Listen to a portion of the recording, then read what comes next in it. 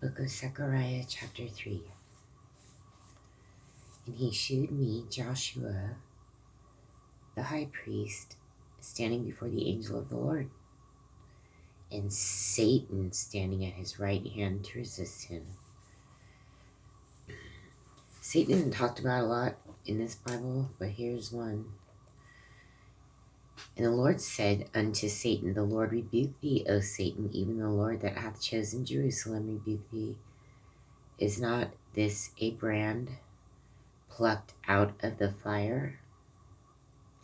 Now Joshua was clothed with filthy garments, and stood before the angel. And he answered and spake unto those that stood before him, saying, Take away the filthy garments from him. And unto him he said, Behold, I have caused thine iniquity to pass from thee, and I will clothe thee with change of raiment. And I said, Let them set a fair mitre upon his head. So they set a fair mitre upon his head, and clothed him with garments. And the angel of the Lord stood by.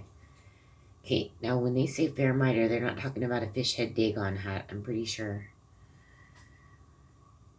And the angel of the Lord protested unto Joshua, saying, Thus saith the Lord of hosts, If thou wilt walk in my ways, and if thou wilt keep my charge, then thou shalt also judge my house, and shalt also keep my courts, and I will give thee places to walk among these that stand by.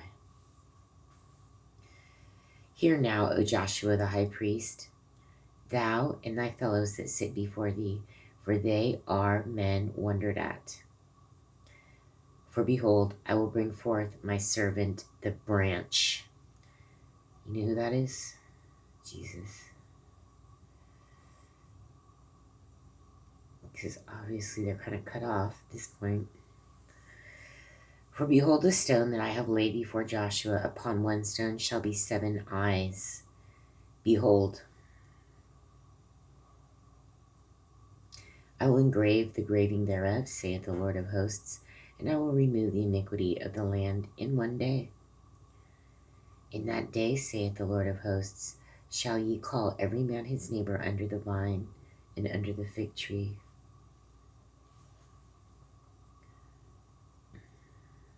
Chapter 4.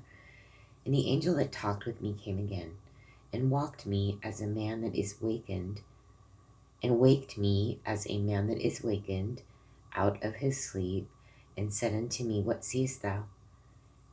And I said, I have looked, and behold, a candlestick of olive gold, with a bowl upon the top of it, and his 7 lamps thereon, and 7 pipes to the 7 lamps which are upon the top thereof, and 2 olive trees by it, one upon the right side of the bowl, and the other upon the left side thereof. So I answered and spake to the angel that talked with me, saying, What are these, my Lord?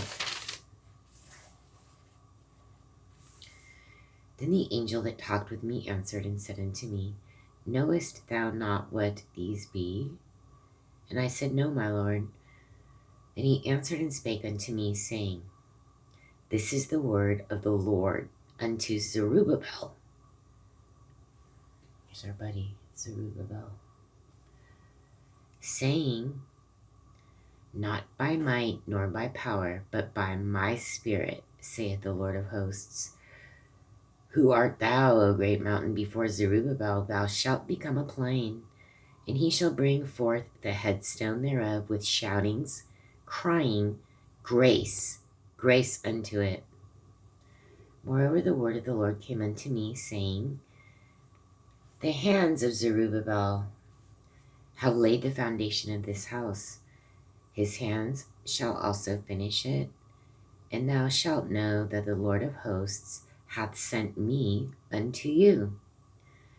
For who hath despised the day of small things? For they shall rejoice, and shall see the plummet in the hand of Zerubbabel with those 7.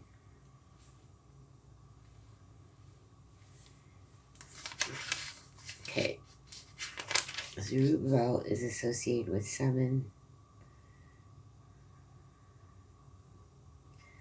Let's go back to 2. 7 lamps and 7 pipes to the 7 lamps.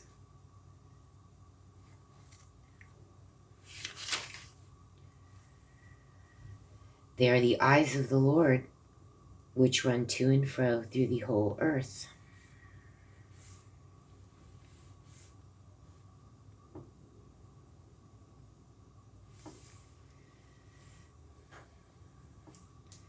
Then answered I and said unto him, What are these 2 olive trees upon the right side of the candlestick, and upon the left side thereof?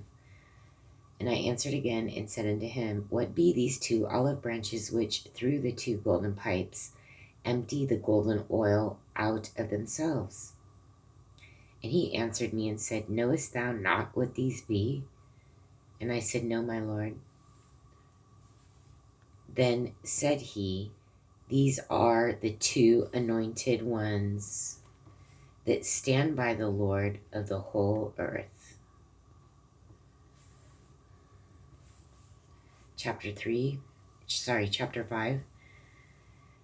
Then I turned and lifted up mine eyes, and looked, and behold, a flying roll. And he said unto me, What seest thou? And I answered, I see a flying roll, the length thereof is 20 cubits, and the breadth thereof 10 cubits. Then he said unto me, This is the curse that goeth forth over the face of the whole earth.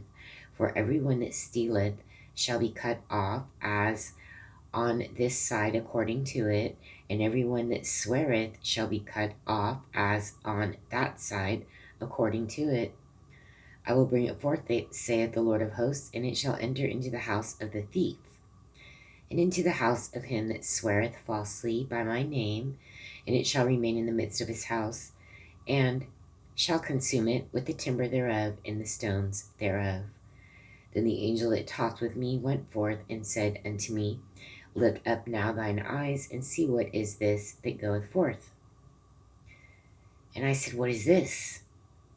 And he said, This is an ephah that goeth forth. EPHAH. Ephah, almost like ephod, but it's ephah. He said, moreover, this is their resemblance through all the earth. I gotta look that up. I do not know what that means. Here, let me look it up right here.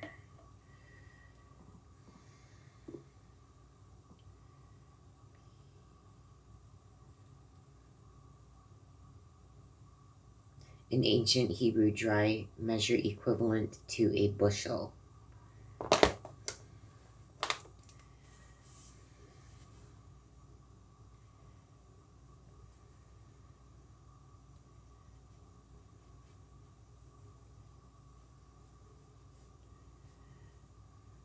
And behold,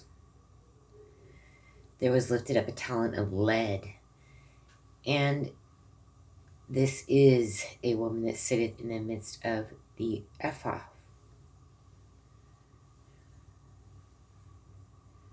Uh-oh.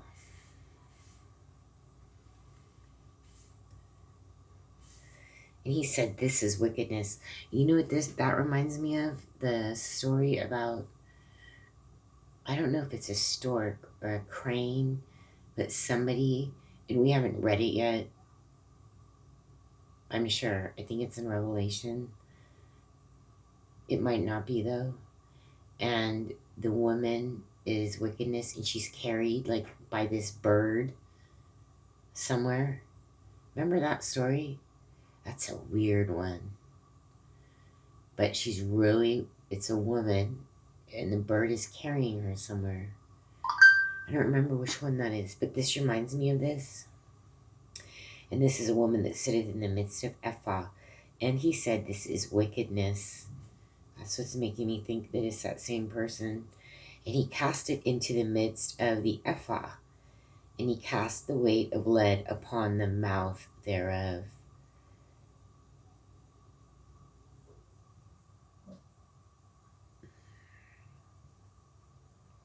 Then lifted I up mine eyes and looked, and behold, there came out 2 women. and the wind was in their wings. This is it. This is it. This is it. This is the story. This is the story. And the wind was in their wings, for they had wings like the wings of a stork. And they lifted up the ephah between the earth and the heaven. Oh my gosh. This is some kind of like Rephaim thing. Some kind of bad spirit thing. Well, this is a vision, but it's pretty bad. Like, he's seeing this woman sitting in the middle of the, it's ephah, Hebrew, for a dry measure equivalent to a bushel.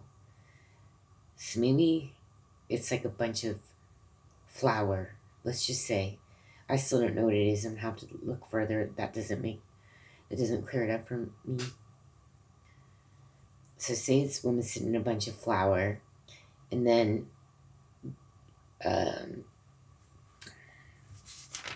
Zechariah, the angel told Zechariah this is wickedness, and he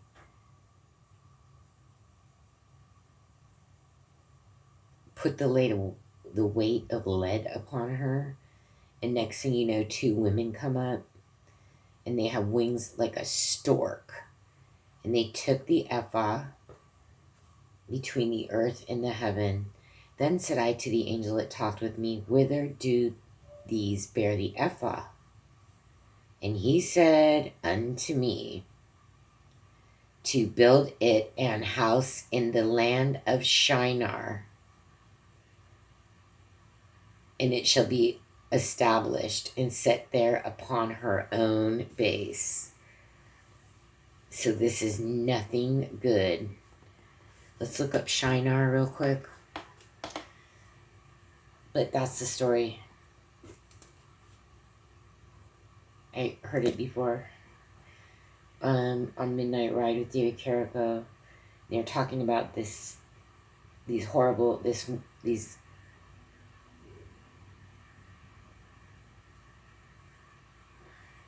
it's Iraq. Land of Shinar was located in today's country of Iraq, which is Babylon, which is Shinar, right? Okay, Shinar is Babylon. So it's some kind of goddess. It's some kind of Babylonian goddess. And he's telling Ezekiel how this started.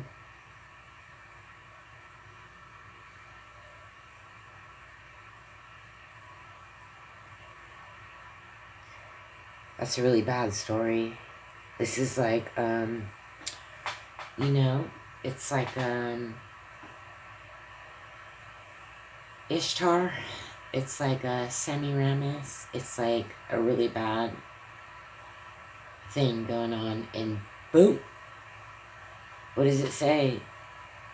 To build a house in the land of Shinar. That's Babylon. And it shall be established and set there upon her own base. So they're not giving her recognition, but yeah, it's probably one of these goddesses. And it's real, and that's why they prayed to them. And it's true. Look what it says it right here. That's why it's not a good idea, all that stuff. These are all the idols. And so what if they performed all this stuff and started the Babylon and all this? It's like, that's the message. It's really bad. They're evil spirits. But they're not spirits. They're like, they are in form. And they turn into two. When you put the lead on top of it. What's that about? That's scary, huh?